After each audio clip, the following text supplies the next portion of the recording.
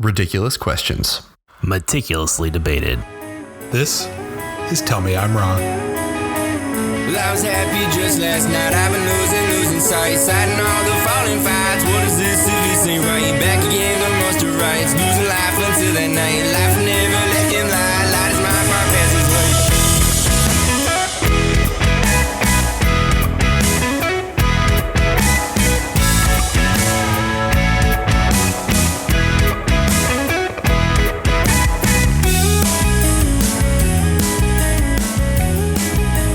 Good evening, everybody, and welcome to Tell Me I'm Wrong.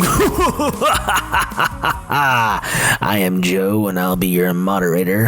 I'm Josh, and I'll be your debater from the crypt. I'm Ryan, and I'm really scared. Yes, you should be. Just kidding, I'm not scared. October is upon us, but you know what that means.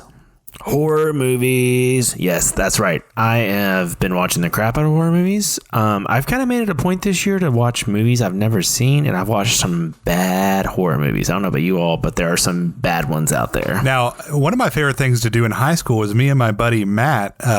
Matt listens to the podcast, shout out. We used to do something we called Crappy Horror Film Night in high school, where we would go to Blockbuster because they had a specific section that was straight to DVD horror movies, and we would pick the worst selections from there. So I saw some classics such as Mr. Jingles, which looked like it was shot on a Razor cell phone, but it was about a murderous clown who would sneak up on people with like bells on his shoes in broad daylight with no like cover around and hack them to death. It was one of the worst movies I've ever seen. We rented one that was called Black Sheep, where a scientist accidentally made sheep that would kill people. And then probably my favorite we ever watched was we rented a movie called Ginger Dead Man. Are you familiar with this film? I've heard of it. Okay, so this film stars Gary Busey as a gingerbread man. Oh my gosh. Now, if that's not enough, I think they made like 4 sequels to this. So there is hours of viewing. I would watch this horror movie. Well, it's a horror movie, so I mean they made 7 wrong turn movies. So it's like a bunch of teens are in a bakery. I don't remember it fully. This was like 12 years ago. But they're like teens in a bakery. They make some gingerbread men. One of them turns out to be a mutant and kills them all. Now the problem was, spoiler alert for anybody who is behind on Ginger Dead Man. So now the problem was there was apparently a scratch on the DVD we got from Blockbuster, which is not uncommon and probably part of the reason they don't exist anymore. And so the movie actually skipped. And so it was like everybody was filtering into the bakery, and then there was a cut in the scene, and the skip happened right at like the break between 2 scenes. So next thing we knew, everybody was dead. And there was just a gingerbread man standing there laughing maniacally, and the movie ended. It literally lasted about 8 minutes for us because it skipped immediately to the end. That's I feel like that is the way that I would prefer to watch a horror movie. You get the intro of the characters, intro of the characters, and then boom, it's over. Yeah, I mean, we know they're gonna die, so like, just get it over. Exactly, like everyone's gonna die. It's a horror movie. See, I am not a horror movie fan. So when we got to the spooky season, I was trying to think of some topics for our show, and I actually thought of, what have we done that maybe we could like do a twist on or something. And if everyone remembers I believe our 3rd episode, it was early episode titled Pizza Deep State. We decided we would take horror mascots from restaurants and turn them into horror movie villains. Well, this episode, we decided that we would kind of flip that around a little bit. So we thought that we would take the horror movie villain and turn them into a kids star or kids entertainment star. Now, you know what? You don't like horror movies, but the thing that I find spookier is children's entertainment these days. That is true. So this is very appropriate. Now, I have a niece who I love dearly. She is the best person on earth and my best friend. And she is 3 years old. Hey. Sorry, Joe. Sorry, Ryan. Look, I wasn't offended. You're not my best friend. Damn. So anyways, since we're getting a little testy over here, so I have watched an ample amount of children's television with her recently. And so She likes a lot of these YouTube shows. There's like weird things where people, it's just hands on screen and they play with like molding clay and then they'll smash it after they're done with it, and that's weird. And then she watches all these kids that just play with toys, and that's weird. And then she watches Peppa Pig, and that's weird. And then she watches like these little nursery rhyme videos that I'm pretty sure are made in a factory overseas somewhere. Coco Melon. Sure. And those are horrifying. Yes, I watch those videos. It's all bad, and I think it's just led her to being the interesting kid that she is, because lately her favorite thing to do is ask me to look at pictures of ringworms on my phone. So, I think the YouTube hole really went downhill. What? It's a long story. I will say this. Luckily enough, my daughter, she is in a lot of those things. Coco Melon, nursery rhyme shows, all that. Little baby bum. She calls it her baba. But she is really, really into Scooby-Doo. Like hardcore into Scooby-Doo. So thankfully, if you say you want to watch Scooby-Doo, she's all for it, which I'll watch Scooby-Doo all day because it's awesome. But the shows they do nowadays are weird. Oh yeah, I am hoping that by the time that we have children that are looking for some sort of video entertainment, that I'm just going to download Looney Tunes or something. We say that kids' TV shows are weird these days, but if you think back to what we watched as kids, Hey Arnold wasn't much better. Recess, Hey Arnold, Cat Dog, Barney, Rocky, Rocco's Modern. What is Rocky? You mean Rocco's Modern Life? Rocco's Modern Life. Look, it was scary when I was watching Rocky as a 3-year-old. Yeah, I think your parents were not giving you the correct children's programming. But we watch some weird stuff too. So I think it's just ingrained in American culture that we have to show our kids the most bizarre television on earth. Gullah Gullah Island. Does anybody remember that horror show? That's true. Binya. Are You Afraid of the Dark? Are You Afraid of the Dark? We watch bad stuff too. So it is not exclusive to this generation. However, they have much easier access to it. I think it's just gotten a little bit weirder. Oh, yeah, for sure. It's YouTube. You never know what you're going to come across. Yeah, the YouTube channels are also, man, we sound so old. These YouTube shows on the YouTube channels. Dang kids. Okay. All right. So that's enough chit chat. We know we've established. Okay. So I am moderating this week because I know Josh likes horror movies, but I would say of the group, I watch them constantly all year round. And you also have a daughter, so children's programming, it's a good intersection. Yeah, you probably are the best judge for this. It's almost like we planned it. What I tasked them to do would never was to pick a villain of a horror movie. Now, this could be anybody. You could range anyone from Michael Myers or Jason. You could go with an easy choice like Annabelle, who's a demonic possession of a doll. You could go with someone such as Chucky. That'd be a good one too. Mr. Nice Guy. There's a lot of choices. You can go with Pumpkinhead, monsters, Dracula. While we're talking about this, I feel like we should, before we introduce our obvious, really, really excellent choices, I think we should also talk about the ones that would be really terrible. Oh yeah. Like the first one that I thought of when I was thinking of this topic was Pennywise. And he already basically was a children's show. I was going to say, and because when you start thinking about it, it was like, oh, he kind of already dealt with children, and he's a clown, which like any level of clown children hate. And so I was like, Josh, it was we and you went and saw that movie together. We did go and see that movie together. We saw the first one. I will say it does seem like, oh, he's a clown, he's fun, plays with kids. Like maybe that's an obvious choice. But bites their arm off. We ignore that there's already a children's show with a horror villain as the host, and that's Bozo the Clown. It's true. No Liar Exists. I used to love Bozo the Clown when I was a kid. Watched it every Sunday. Every Sunday. WGN. It was on WGN. Yeah, if you go on the YouTube, as we established earlier, and watch some old Bozo clips, that looks like some straight up horror nonsense. So it's also maybe the lowest production show. Like, obviously we couldn't tell as kids, but if you go back and watch that, it's like, wow, did they shoot this on a phone or was there a budget at all? I watched Doug the other day. I still love Doug, but it is awful. Like, watching it is hard. Off topic and blasphemy. The other person that came to my mind was Freddy Krueger, because he is it would be a kid's show in their dreams. Ooh. That's not bad. That would be horrifying. And he also, if you know Freddy's backstory, he's not the best with children. No. One that came to my mind was Leatherface. I feel like that would be a truly unique children's show. A little chainsaw action. And he could maybe he teaches them how to build things with his chainsaw. Or, he was also working a slaughterhouse, so he could teach them about animals. He can go on Bozo the Clown with his chainsaw, and then they can use the buckets from the grand prize game to clean up the blood. So I think the best thing would be you all to pitch your ideas.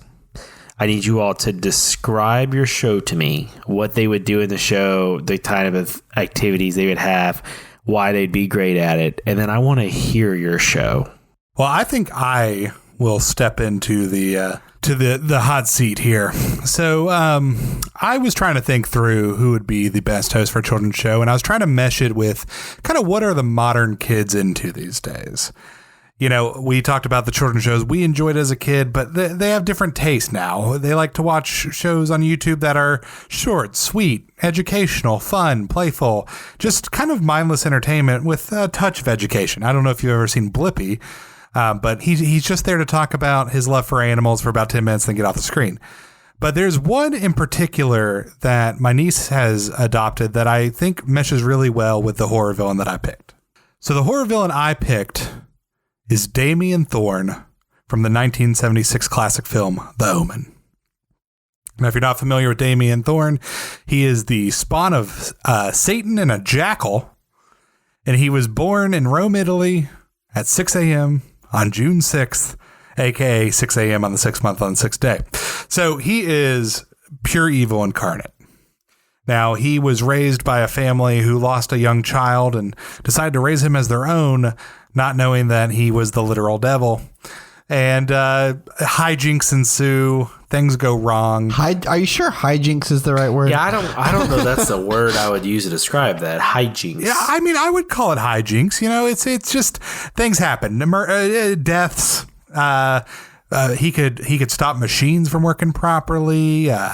He could give people bad visions and aneurysms. It was just fun all around. He was just a box of laughs. So if you've ever seen the movie, he is possibly the creepiest kid to ever appear on cinema. Whether you're talking about the 1976 version, which is superior, or the more recent version, that kid is horrifying. He knows way too much about history. He talks in this very weird, measured British tone. It's not British, but it's kind of British. And he's very serious, and it makes me very uncomfortable to hear him speak. I feel like when anybody wants to sound serious, they add a little bit of a British accent. Just a touch, as a treat. Just a little British accent as a treat. So he could, like I said, he could stop machines. He could give people horrific visions. He could control animals, something that I think might come in handy on a children's show. If you've ever seen Brother Nature, that's always a good time. So maybe you throw in some animals with Damien here, and I don't know, he's demon nature or something. I don't know. He's bringing the animals around. Demon nature. And then he's also immune to mortal ailments, so he's able to continue to churn out episodes without getting sick. So what you're saying is nothing's going to take him off TV. Nope. Not the flu, not COVID, nothing. He is healthy. He is, does he age? He does age, in fact. He actually grows up to be Sam Neill in the Open series as he gets older, but we're not talking about the Sam Neill version. We're talking about child Damien. So I looked at that and I thought, okay, we've got a kid here. He's going to be able to connect with children. He knows a lot about history, so he's educational. Parents like that. And there's a particular kid that my niece enjoys watching who goes by the name Ryan. And he has a channel called Ryan's World, in which his parents use their children to make money on the YouTube. Lots of money on the YouTube. Basically, this kid, all he does is he plays with his parents. He unboxes toys. He does little educational things. They go to the aquarium, the zoo. They just have a good old family time, and they film every second of it, and then they put it on YouTube for other families to enjoy and pretend that they're having fun with their children as well. It just makes me wonder why we decided to do this podcast and put in all this work and all this editing and choosing topics and doing all these things to try and become podcast famous, when really all we had to do was open boxes of toys on YouTube. Well, I think the sticking point there is we would have to spend time with our families, which is specifically why we do this podcast. Because, I mean, Ryan and Leah, for example, this is how Ryan can separate himself because he won't let her come on the podcast. We don't even know if Leah's real. We don't know. Quite honestly, we've never met her. Hashtag Leah does not exist. Leah does not exist. So, anyways, back to my point. So my niece really likes the show. And I thought, what if we put Damien on the show? Damien can go and show them how a toy works, then make it stop working. That's fun. He can use the power of video to give children visions. Perhaps they're good visions. Oh my gosh. Maybe he uses his powers for evil. We don't know. We'll find out. One thing he could do is possibly give the children visions that give them evil visions that they can then pass on to the parents as evil visions, which they can then in turn make a show out of and monetize their children on YouTube, just like all the evil families do. So that's one option. I think you just created a cult. Perhaps wouldn't be the first time. Now he could go to the zoo and control the animals, so we can get an up close and personal look at like an aardvark or so you're already thinking about on location episodes. Yeah, we're not sticking just to the home. We can send this kid out anywhere. He can't get sick. This is the perfect time to send him to the zoo by himself with a camera. That's true. You have it to yourself. Yeah, and if anybody, look, I'm not saying that he didn't sell his soul to the devil, but we have explained the power of that on the show in one of our episodes called Sandy Cheeks in Hell. Go listen to it. And in that episode, he is the son of Satan, so he's already bought and paid for, and Satan's going to use his favorite tool, capitalism, to make Damien a star on YouTube. And so I think that this would be a perfect fit for Damien's kind of skill set. I think he would connect with the children. I think he would give them education. He would talk about history, animals. I think he is the perfect candidate to have one of these terribly, terribly awful YouTube shows so his parents can make more money. I also feel like the deadpan kind of like delivery would be an aesthetic that people would like get weirdly into. Yeah. Like I feel like the YouTube channel is going to become popular because he's like, people are like, man, this kid is creepy, but I like him. Well, and if you watch these other shows that are similar, like Ryan's World and all those other ones, those kids are very happy and chipper and like way over energetic, more than any other kid I've ever seen. And so I think Damien would be a welcome change of pace to the scene. He's going to connect with this demographic of kids that are being underserved by the monetizing parents community.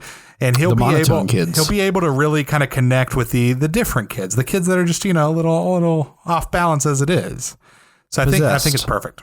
I didn't say possessed, but you inferred that. Well, he's not possessed. He is Satan. Yeah, he is the devil. I just meant that he would really resonate with the possessed kids. That's true. Well, they find someone they can look up to. I mean, they are looking at their leader, I guess, if they're possessed by demons. Okay, well, Damien's a good one. I'll be honest with you all. Straight up, I do not watch devil movies or demon movies. They freak me the heck out.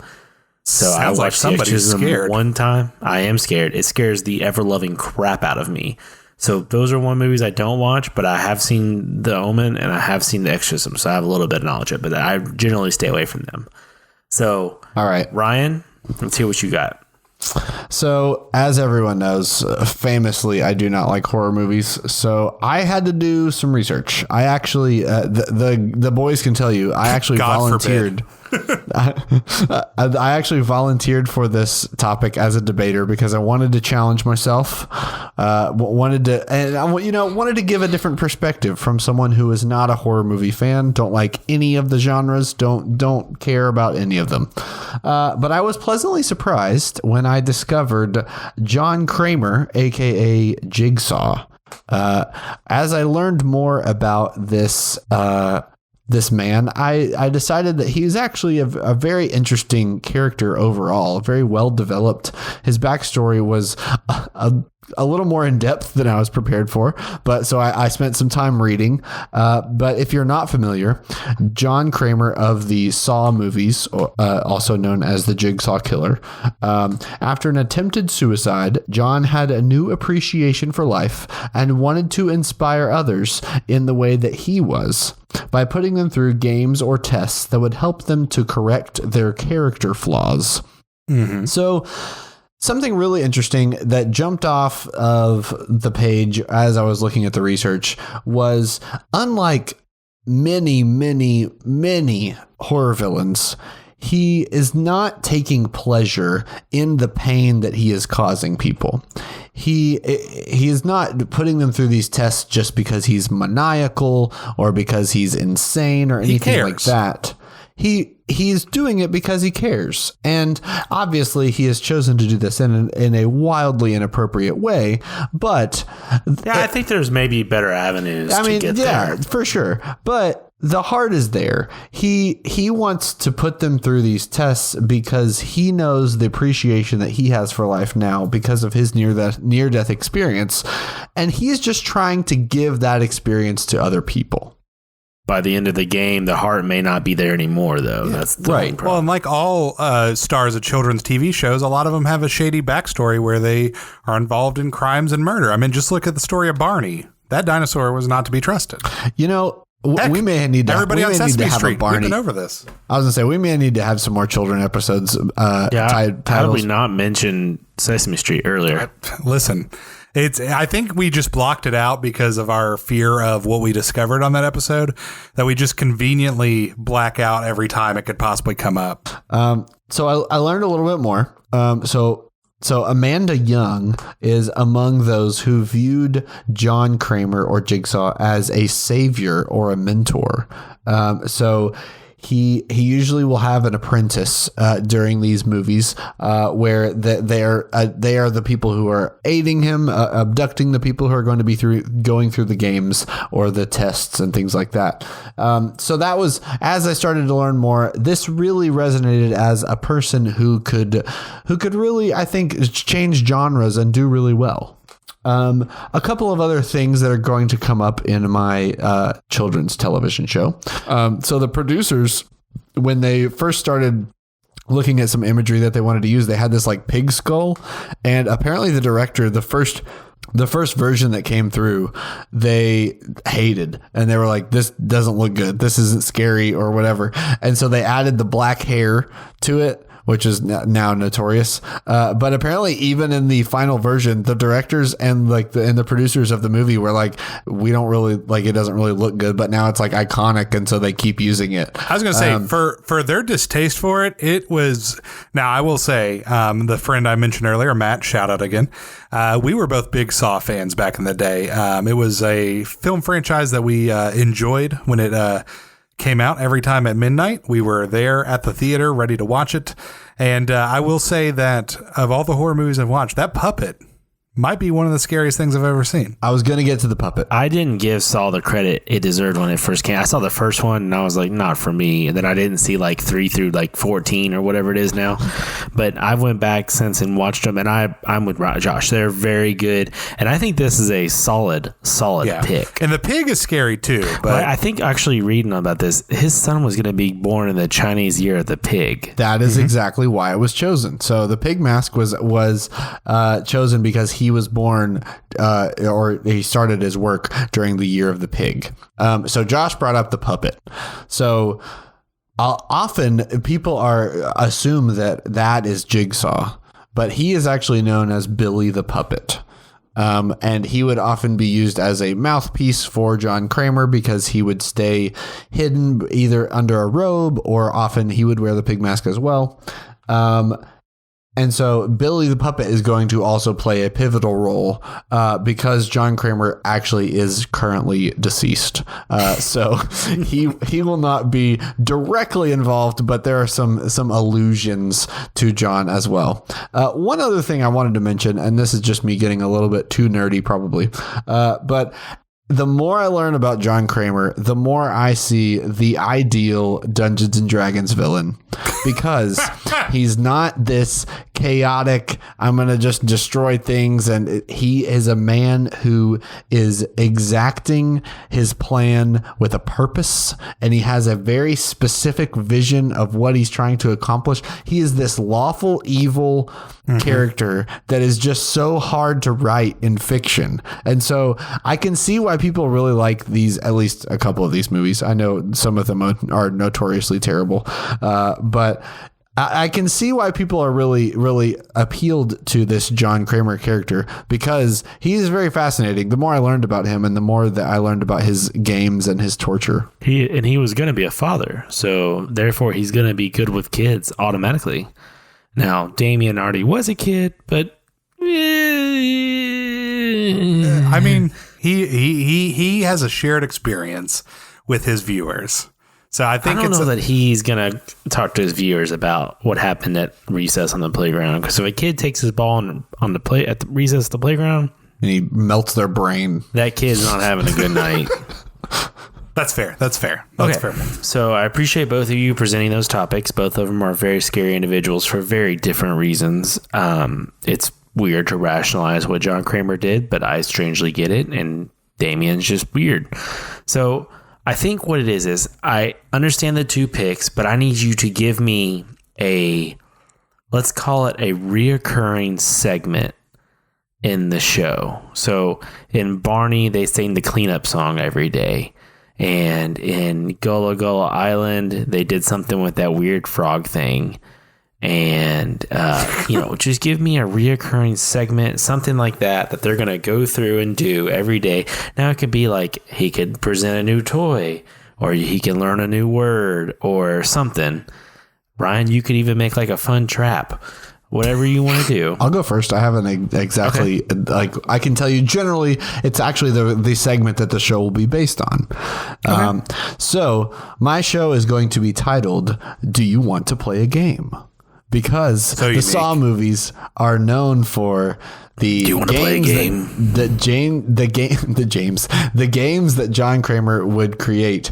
And so the whole show is based around the idea of the Billy the Puppet character talking to the children, kind of like I mentioned this off air, but my general concept in my brain was the Out of the Box set, where you have the 2 adults and the kids in this playhouse or whatever.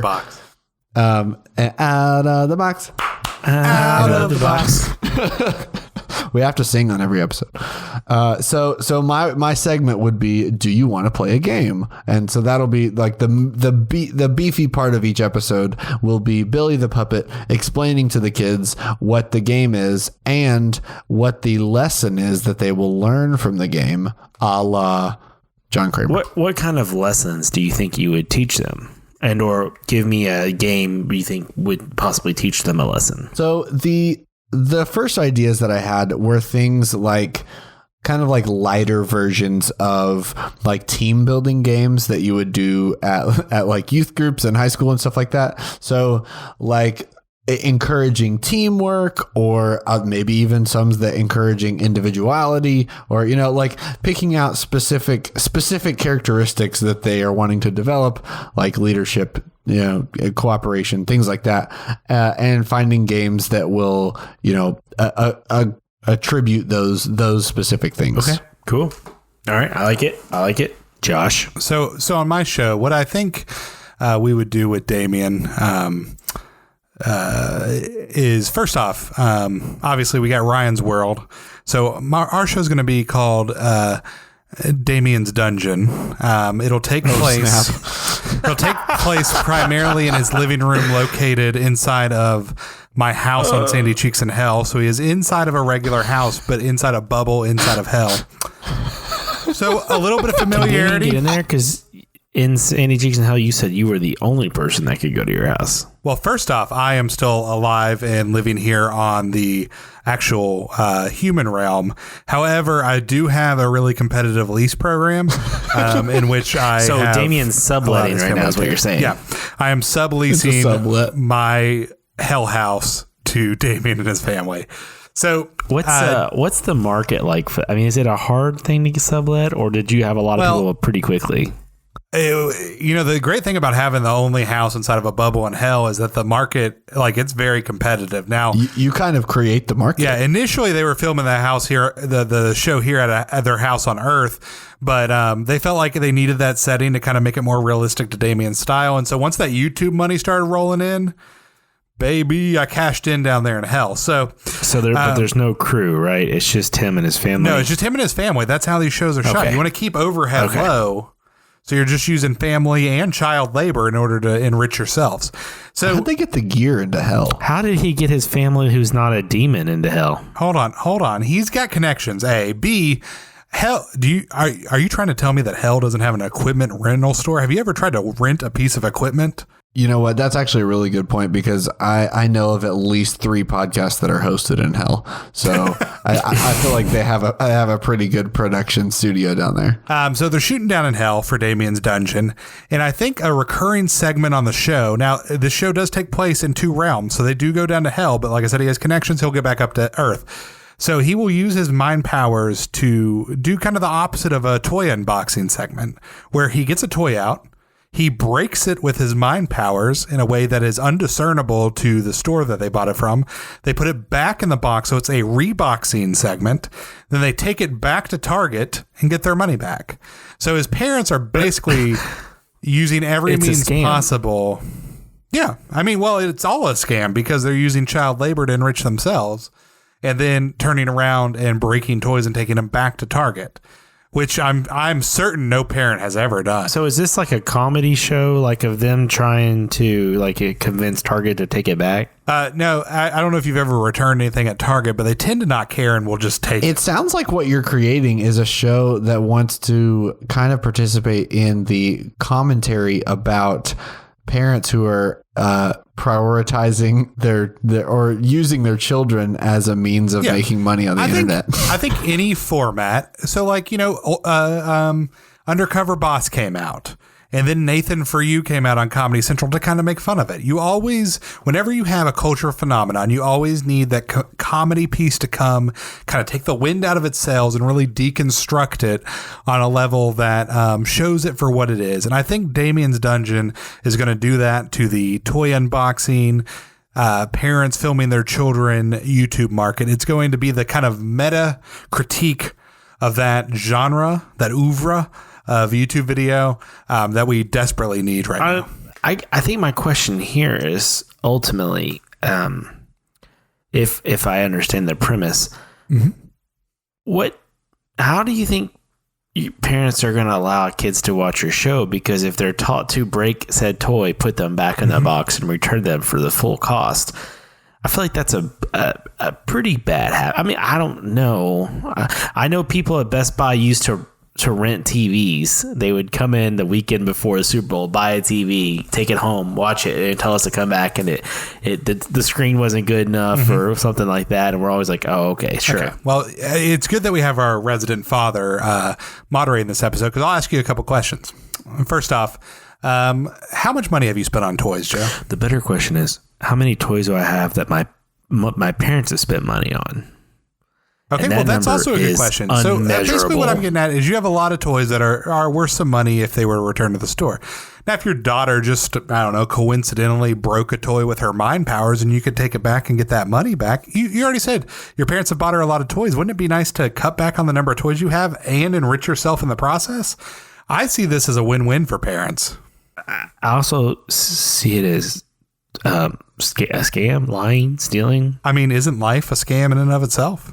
I think Josh is just openly okay with the fact that this is a scam. I mean, I'm cool with that. You said, will parents allow their children to watch this? Have you ever used television to babysit your child? Yes, I have, but generally I have an idea of what she is watching. And it's not like I would be like, here, honey, here's Family Guy. Watch Family Guy for a few minutes. Because is it a comedy? Yes. Is it animated? Yes. Are people laughing? Yes. So would she find it funny? Probably. But is it a good idea for Sloan to watch Family Guy? Probably not. You did say generally you know what she's watching. But have there been times where you maybe lost track and something was playing and you're like, I don't know what that is. Let's stop that. No. I think that's a lie. He's a good parent, Josh. No, generally she watches on her tablet. We can limit exactly what she can see. I think Joe's lying because his current wife listens to this podcast. Now she's in the other room right now. I'll bring her in here and let her corroborate. Listen. All right, I think we're getting off topic here. Listen, there are definitely parents that exist that hand the tablet to their child and say, "Here you go." Oh, I 100% agree with that. we're not looking for a large portion of the market. We're really looking for a subset of people. I also have a 2-year-old. I think when you get a 6, 7, 8-year-old child, there's probably a lot less parents monitoring to be honest, everything you're watching. I feel like your market not to argue your point for you, but I feel like your market is not even just kids. Like, no. If there's this creepy kid that's destroying toys and putting them back in a box and returning to Target, I would 100% watch that YouTube channel. I think your teenagers would be huge. Yeah, I think your demo is really like 10 to 16. Well, I was going to say we're really hitting the like untapped preteen anarchist market. Like there are no shows for them. That market is huge. No shows. Untapped preteen anarchist. The UPA. Okay. I'm very intrigued by your all show. I'm very interested to hear more about your shows. I watch them both so far, so that's good news. Mm-hmm. There's not one show I'm not watching that. I would definitely watch them both. I do think long term, I don't know that I'd watch Josh's show, but I sure as heck tuning in for the season premiere. Just to see what's going on. We there. all would. We all want to see Damien.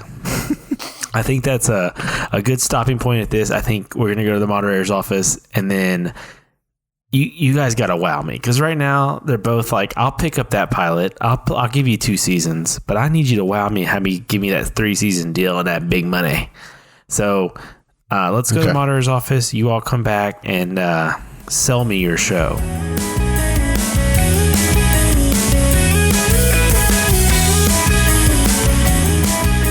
All throughout the months of September and October, we have partnered with Device Pit Stop for each episode of Tell Me I'm Wrong, and it has been an incredible partnership with them. They have invested so much in our show, and we are so thankful for them.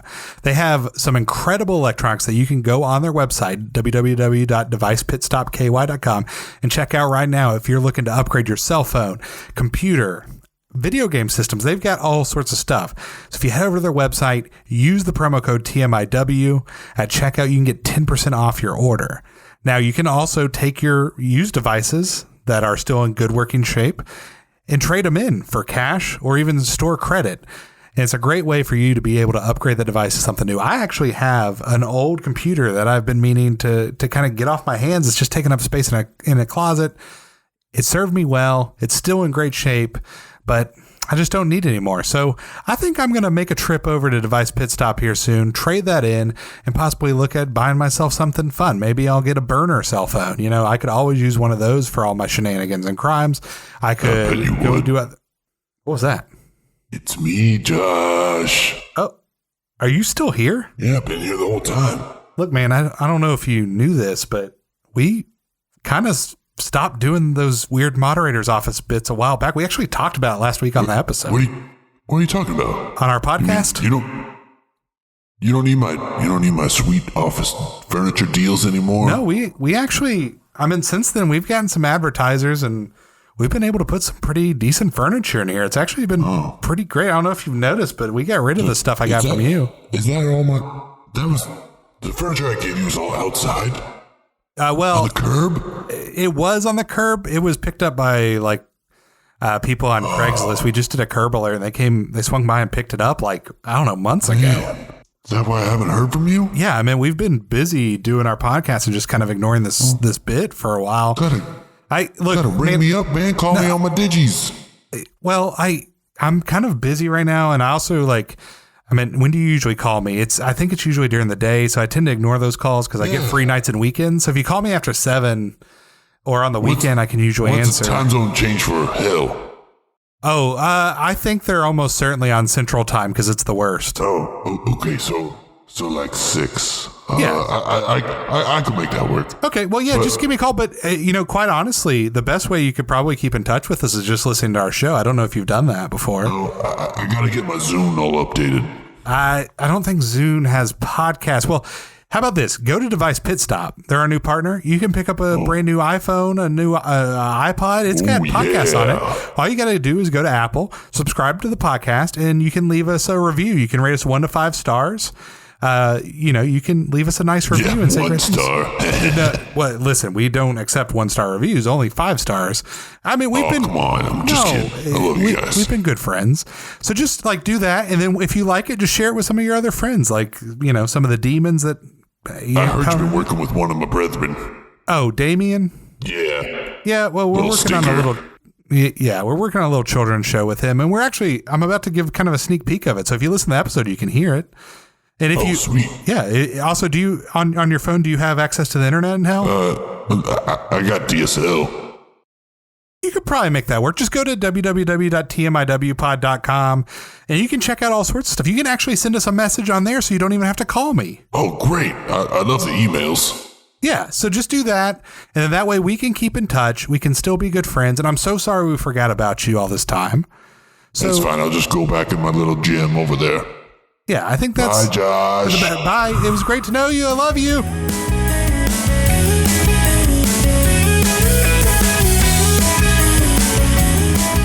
I heard voices, and you all were gone for a very long time. I don't know what's going on. It's creepy.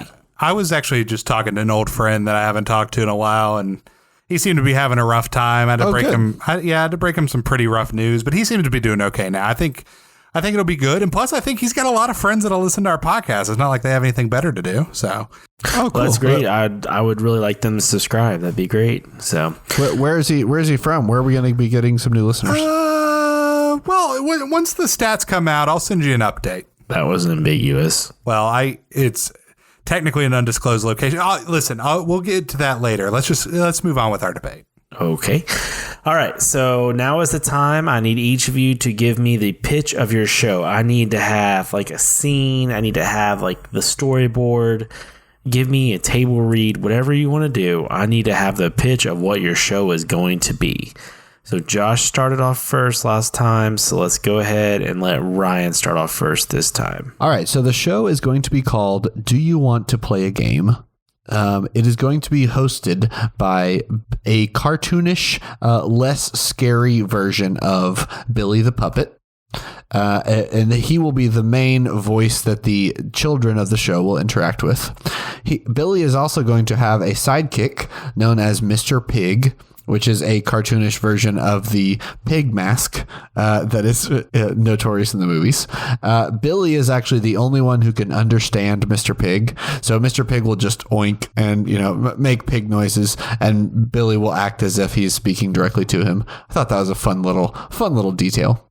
And then there will just be a person in a hooded robe who is known as John. We don't really see their face, but they are just kind of the they don't speak. They don't really speak at all, but they are the person who moves around among the children, kind of helping Billy since he doesn't move because he's a puppet. So the show will consist of Billy, Mr. Pig, and the quote unquote John challenging the children with games that have a very specific desired learning outcome that will help children appreciate the gift of life and the specific needs that they feel like need to be cultivated amongst children. The set is going to be as I mentioned, I had this vision of out of the box. So it's going to have the Billy the Puppet will be sitting up on a crate type thing. And the children will be sitting amongst a bunch of, on the walls and on the floor, you'll see a bunch of jigsaw puzzles, as a subtle hint to, the original horror movie villain. And they will be, probably a couple of different segments, but the main segment that they're going to be working on is Do You Want to Play a Game? And then they'll have the game and then have a debrief of here's what we should learn from the game. And that's it. So is this going to be an animated show, similar to Rugrats, Rocko's Modern Life, something like that? This is not an animated show. I don't love the children's animated shows. I am more of a Sesame Street type person. So I am leaning more into the puppets. So you'll have Billy the Puppet, who is a puppet, as well as Mr. Pig, who is also a puppet. And then you'll have John, who is the real live person on the set that will interact with the children. The adult. Right. And the games are playing, so you're going to have real kids coming to these games? Yes. This will be real children that will be cast just like in Sesame Street, interacting with puppets as they are going through the games and learning the lessons. Will there be a live studio audience? Hadn't thought about it. Probably not. This will probably be more of a soundstage type show. I like that. I like the idea of that. That's very good. I like the puzzles on the floor is a good, nice little touch. Thanks. I like that. All right, Joshua, what you got? All right, so my show, as I mentioned earlier, was called Damien's Dungeon. It is going to be a production that takes place usually in the family home, that home being occupied, obviously, by Robert and Catherine Thorne, which are Damien's human parents. However, I believe the production and the monetary value is going to be derived from his actual parents, Satan and a literal jackal, kidnapping the Thornes and forcing them to be part of this production to make it a little bit more normal. So it's going to take place in my home down in hell that they are leasing from me. They will also appear up here on Earth, going to the zoo, going to the aquarium, doing different educational things, so that Damien can give the educational value while also corrupting our children. We're going to have a variety of different segments. There are going to be, as I said, toy reboxing is a segment that we will have. Animal Friends, where he will interact with animals. Some will be real life animals. Some may be cryptids. We don't know. We'll find out. He's got a lot of access to all sorts of different folks there. We're also going to have some educational segments. Like I said, he loves history. So he's going to inform people about the history of our world and help the children learn something valuable while they're, slowly losing their minds to this intense television show. Now, the overall tone is going to be very much like Orion's World, like I mentioned, or one of those shows where it's very fast-paced, lots of cuts, sound effects, and just bouncing between a lot of different scenes with the family while Damien speaks in his monotone voice and informs the children of important things while he takes over their minds. I think that parents will allow them to watch the show because on the surface it'll seem harmless, except for a few select segments that just seem a little off. And I really think it will find an audience among the anarchist community within the children of our nation. And I think it could be something that could be very successful for the family. And something that'll be a little bit different. And like you all said, might become a cult favorite among teens and some very strange adults. We don't know. We'll find out. That untapped preteen anarchist market. Exactly. That's quite a description you just gave there. I very much like it. So, you guys both gave me a very interesting show. Well, Joe, actually, I think, me and Ryan kind of talked. And we actually put together some samples. We got with John Kramer. Ryan did. I got in touch with Damien's family and Satan and the Jackal. I was going to say got in touch with the Hell Production Studios. Yeah, we actually did some pilots for our show. Would you like to hear them? I think it'll help you make your decision. Yeah, I'd love to hear that. That would help me because I need all the help I can get. Okay, well, I'll be a gentleman and let Ryan play his first.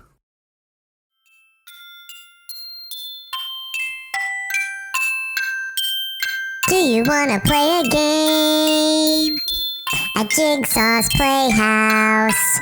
Do you wanna play a game? It's time for fun!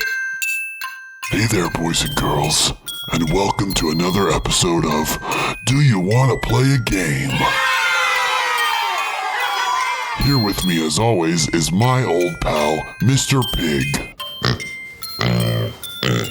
That's right, Mr. Pig. We missed all our Jigsaw gang friends while we were away. Hey, Billy, what kind of game are we going to be playing today? Thanks for asking, John. Last week we learned about telling the truth, and only 2 of our gang cried. This week we are going to learn about trusting and supporting each other. We are going to head just outside the Playhouse and work through our obstacle course. But first, you will be blindfolded and have to listen to your team's instructions. The fate of your team is up to you.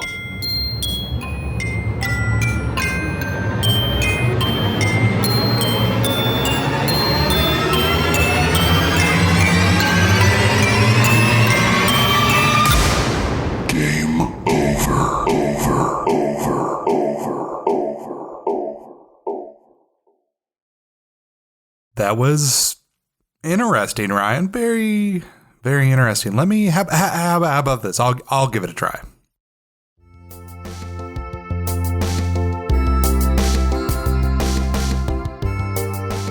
Hello, everybody, and welcome to Damien's Dungeon.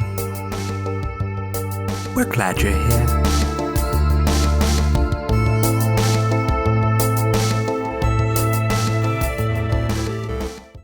Hello, everybody. It's Damien again. Thank you for joining me in my dungeon. Today we're going to be playing with one of my favorite toys, a long black train. I love this long black train because it reminds me of the one I take to I guess we could call it home. The pets of hell. Let's see how this train works.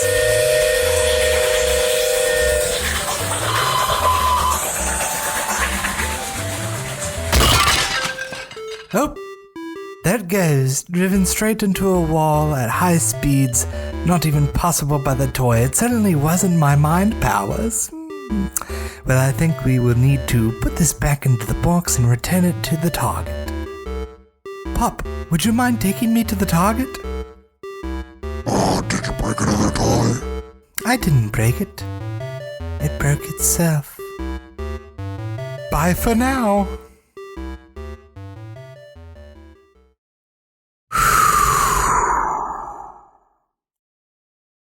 Wow. Did you like it? Do you want to? Wow. Do you want to play a game? I want to not. Wow. Okay. So you're ready to subscribe for Sloan? Yes, I'm ready to let her never watch. I don't think that's fair. Wow. Okay. You gotta pick one. I'm ready to make a decision, I think. Wow. Those were really good, guys. The vignettes, not the shows necessarily. But it comes down to there's one show that I really, really liked, and it was gonna be the winner the whole time. And it still may be the winner. I don't know. It's hard to pick. But there's another show. Ryan, your show is just wholesome. It teaches them lessons, and it has games and has real kids come on and play, which I love. I love that there's studio interaction. Josh, your show is just strange and surreal and scary, and it's good. I like it. That's what made this really hard decision. But ultimately, when it comes down to it,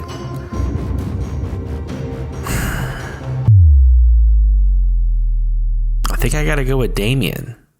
Yes. For this, Ryan, I would rather watch your show, but I want to try to watch him return a broken toy and then see the interactions at Target with that. I have to admit that would be gold. That Josh really went for the wow factor. That he really went off of the beaten track and kind of found this odd niche that I feel like could really appeal to a wide audience. So I have to tip my cap to you, Ryan. I sincerely like your show more. I think I went too traditional. More. I think I just went for the easy route, and Josh went the hard way. If he wasn't returning broken toys, I probably would not be interested. But that's something I got to see. You just got to find your niche market, and the money starts rolling in. And that's what I was able to do. I definitely did not ask Damien to do any mind control on Joe in order to get this result. I would like to stop that rumor right here. I definitely did not get help from my friend that I was talking to in the mod office. I did this all on my own. And that's what I would like to say. Sure you did. Well, I feel dirty after picking Josh after that, but it is what it is. You should. All right. Ryan, do you want to go ahead and take the chance to whine and complain like Josh does when he loses? Absolutely not. I always lose honorably. Okay. Way to be a man. That's going to do it for us this week. I'm not going to let Josh jump in here because I know he wants to. But I would like to thank everybody for listening. We really appreciate your support. We hope you really enjoyed our episode last week where we went a little bit different, but we had so much fun recording it. It was an absolute blast. So and a pleasure. Thank you all for voting and all the feedback on that. We also want to thank Isle of 8 for the use of our theme song, Jean Jacket. You can check them out on Spotify, Apple Music, or anywhere you find great music. Yeah, and just once again, I want to say it'd be great if you guys help us out by giving us a follow on our social media platforms. We're on Instagram, Twitter, Facebook. I think we may be on TikTok. I don't know. Check it if you are. Search for us at TMIW Pod and use that hashtag TMIW Pod. If you think there is a horror movie villain that would be a better child's have a better child's show. I'm a big Michael Myers fan, but he doesn't speak, so I feel like that'd be hard to have a TV show about him. That would be hilarious. Definitely go ahead. He just doesn't speak the entire show and just stares at people.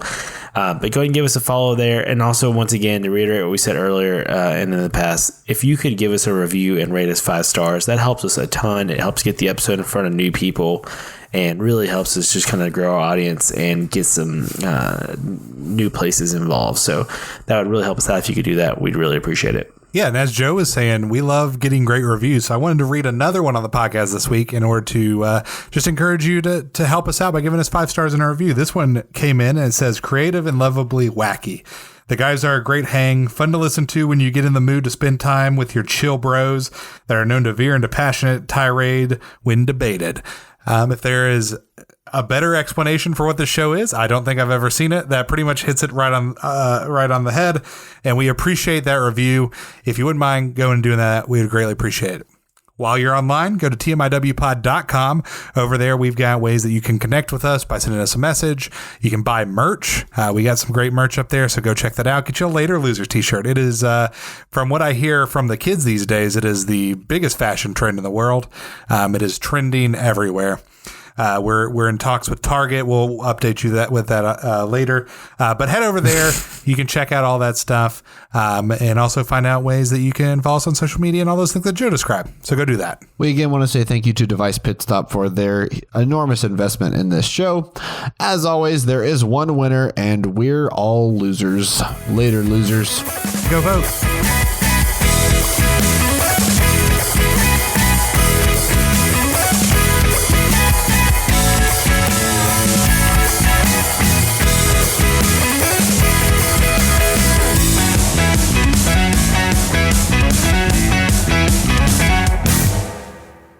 Come and let's play together in the bright sunny weather. Let's all go to Gullah Gullah Island. Gullah Gullah, Benya Benya.